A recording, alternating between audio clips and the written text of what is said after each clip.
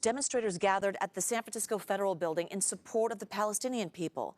The rally was organized by Jewish groups opposed to Israeli government policy toward Palestinians. Palestinian liberation! They are calling for an immediate ceasefire and humanitarian aid for Gaza. José Martínez spoke with a Palestinian man from the Bay Area who is worried about the situation in Gaza, his family all too familiar with the horrors of war. Completely attached to his phone, that's how Omar spends most of his time lately, checking on his family back in Gaza. They are in contact with us very sporadically because Israel has cut off electricity, cut off fuel, cut off food and water to the region.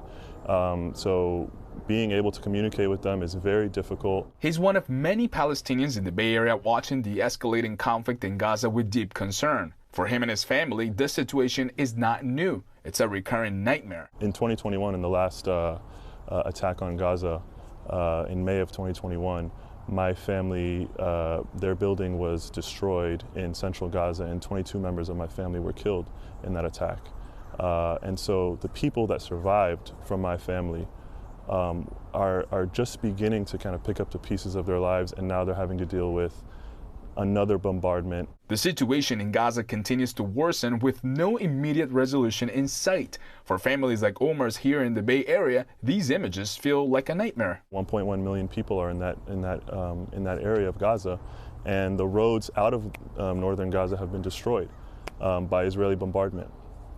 So there is nowhere for them to go. But people are still trying to leave. As airstrikes hammered the territory throughout the day, families in cars, trucks, and donkey carts packed with blankets and possessions streamed down a main road out of Gaza City after Israel's military told them to evacuate toward the southern part of the territory ahead of an expected ground invasion. Moving more than 1 million people across a densely populated war zone to a place with no food, water, or accommodation when the entire territory is under siege is extremely dangerous and in some cases simply not possible. And that's Omar's biggest concern.